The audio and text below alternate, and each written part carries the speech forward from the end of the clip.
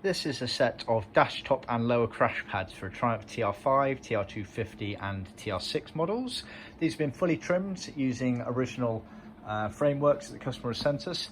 Strictly speaking, this customer's actually got a TR5, but for those of you eagle-eyed out there, you'll notice that there's a dip here on the right-hand crash pad, which is actually for the steering lock, which wasn't actually introduced until around 1973, I think it was, on the TR6s.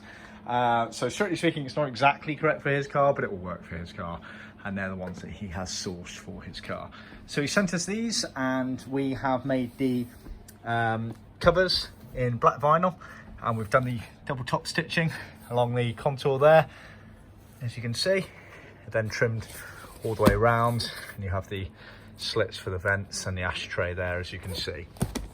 The lower crash pads, this is obviously the left hand one there as it bends up around the dash and glove box area, again trimmed all the way around with tails on, which will get lost in the trimming process, and again the double topped French seam there. So our kits we can do in vinyl or in leather, and we can do them without any stitching or with double top stitch seam like these. Worth bearing in mind that originally these parts were always a black molded plastic, and when you come to retrim, you're going over the top of the original materials. You do not want to strip it down. You want to keep all of this foam in place basically, and you just go over the top of them. So you want to be cleaning up the units as best as you can. Make sure there's no massive sort of dents or divots in them, sanding it down, give it nice rough areas so the glue goes on there, and then cleaning them down, much like you kind of do when you're doing sort of housework and whatnot. You're getting rid of any dents or divots, you're filling in any cracks, you're making it rough so the glue can attach before you start the work. Preparation is everything on these.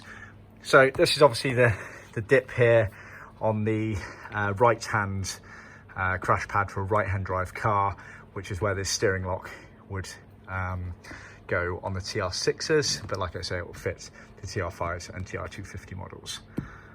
So see our website for the retrim kits, and obviously if you want us to trim them up for you, then you can send us your units and we can do it for you.